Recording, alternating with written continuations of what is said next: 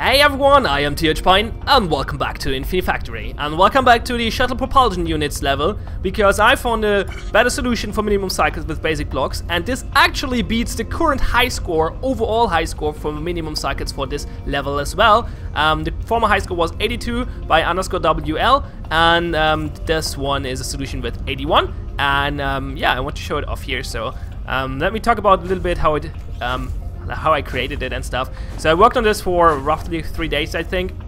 It all started with someone pointing out that my basic blocks minimum cycle solution for this level was not that good, and that you could go way quicker by using waves of blocks instead of getting single blocks out. And so I thought, what would be the best composition of waves? And I created a crazy thing, which I will show off at the end of the video for funsies.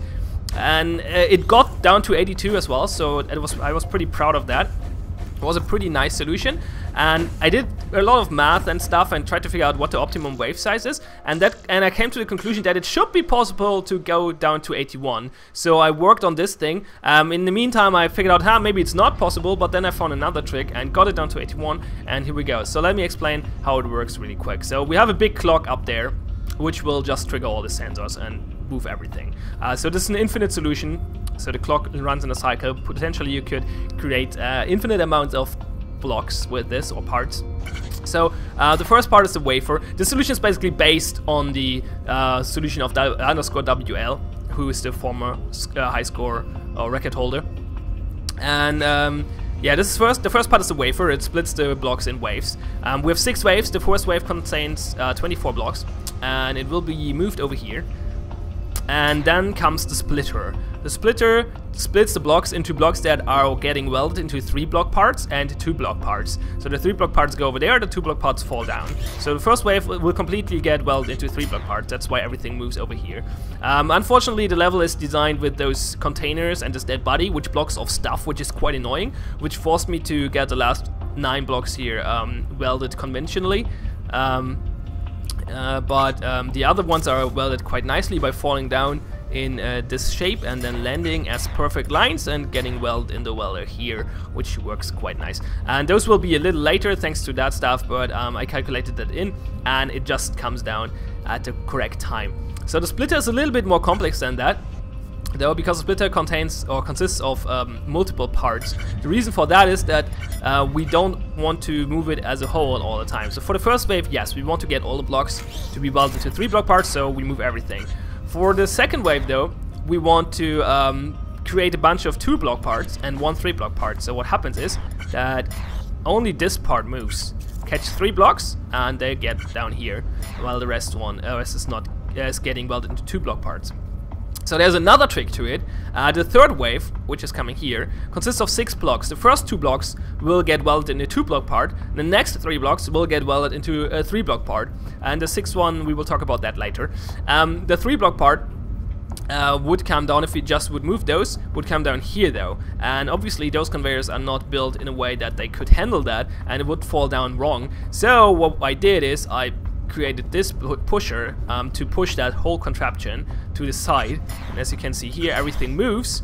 Then this part of the splitter pulls over those 3 blocks, and they fall down here quite nicely, and then everything moves back.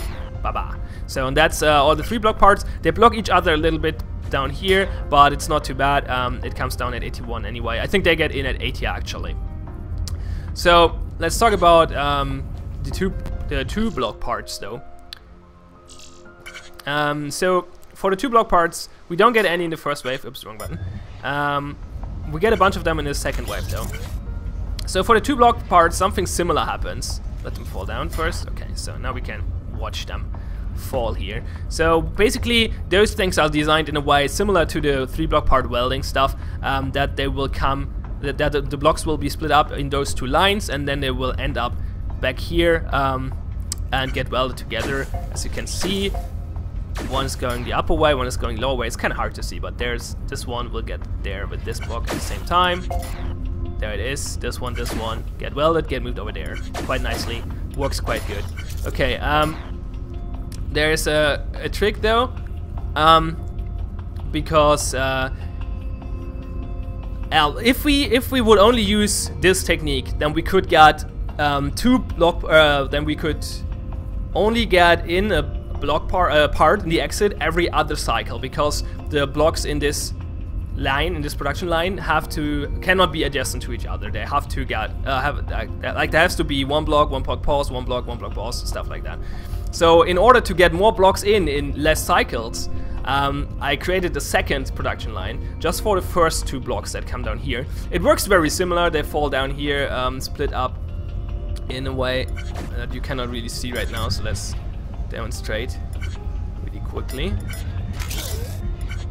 Okay, so there are those 2 blocks. They fall down here. One falls on stuff in a way. One falls on this conveyor, one on this. There we go. And then they end up here together, fall down here, get welded and get pushed over there. So for this conveyor line, or this production line, we have the rule that there have to be 2 blocks pause between every block that goes in. So one part goes in, 2 blocks pause, 2 cycles, sorry, 2 cycles pause, one block, another block goes in. So this means that we can get 3 blocks in 3 cycles, but not more than that. So because we can get 1 from this line, then 1 from this line in the next cycle, and then 1 again from this cycle. And then we still have a pause on this line, so we cannot get more than 3 blocks in right after each other. But I used that for the last 3 cycles, so there's getting a block into the exit at 79, 80, and 81. As you can see in a second, so that's the 4th one. So now this one, and the one that comes there. So this one is the first one going in at 79, next one is already in at 80, and this one is the one that goes in at 81, and there we go. So one last trick. I first had the solution with 5 waves and 2 blocks in the 5th wave, and then I figured out though that you cannot go to 82 with that, because, well, it might be possible. I could not find a way. I don't think it's possible, because it's just, you cannot get the blocks aligned in a way that they don't block each other for too long and delay each other for too much. So I had the idea to get 6 wave, and the 6th wave only consists of 1 block. And this 1 block has to get welded with another single block, obviously. So there are multiple setups for this, but the one I used is that this block will be the single one. So the 3rd wave, 2 blocks, 3 blocks for the 3 block part, and 1 block which is going down on a single way. So, and then you see the last wave, 1 block coming in there. Okay, so the last block has to end up here and in the lower production line. So we have to move that out of the way, because it's coming this way. It would normally go down here and then end up here, but it has to be in the lower production line, because, as I said earlier, I want to get 3 blocks in the last 3 cycles, and that only works with lower production line, upper production line, lower production line, and it has to be on the left, well, when we're looking from here, on the left exit spot, not there. It has to be here, because that would be 1 cycle more, obviously. So we have to move that out of a little bit, and this is what this pusher does. So if you take a look here, there comes a single block, this one. And now the pusher goes over there, push the conveyor there, it falls down here, and will end up down there and go out of the exit there. So, okay, so this means that the other single block, which is coming in the 3rd wave, has to go there, obviously. And in order to do so, we have a similar setup with this pusher and this conveyor belt. So you can see the single block coming down here, pusher moves, it gets moved over there, and ends up in this production line. So there's one more trick, well, with that stuff, because actually this block is not, this is a single block, but this is not the one that's get welded to the other single block, because what happens here, as you can see, is that it blocks off this one by 1 cycle, and moves over here, and, well, it did not really block it off, but it, well, surpasses it, I guess. And now, instead of this one getting welded to that one, the single one will get welded to that one, and this one will get welded to the other single one, which is coming down here. So as you can see, those are getting in there at the same time now. So this one and this one would normally get in here at the same time, but this blocked this off, and now they get together in there together, but that one just gets taken by the last single one, and they finish in 81. So that's my solution for the shuttle propulsion unit in 81 cycles. I have the feeling it's possible to beat it with rotators, but nobody did yet. So this is the current high score, and I'm pretty sure I did the math. I'm pretty sure that it's not possible to go lower than this with basic blocks only. I might be wrong, but I don't think so. So I'm pretty sure you cannot go lower with this than this, like 80 cycles, without rotators and stuff. So here we go, and for the end, let me show you my other first attempt to beat this level, which is a little crazy. So at first it's similar because it has a wafer as well, but then instead of the splitter we have this weird thing. And what this is, these are basically, it's a splitter as well. Well, it's a sorter. I call it a sorter. These are different sorting layers, and if the whole thing starts, then the lowest layer is the first one. So this sorts the first wave. So the first wave goes on the sorter, and it's getting sorted here into 3 block parts basically, and they will fall down there. For the second wave though, what happens now is that this drops down.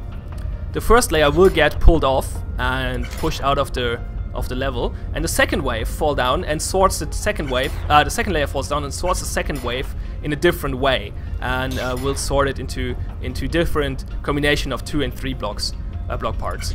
And as you can see here, the first layer is just moving off the level thanks to the conveyor belt back there. And the same goes for the third layer, and then the last three waves will all be sorted with the third layer and go down like this. And yeah, that's a 82 solution. It's not infinite though.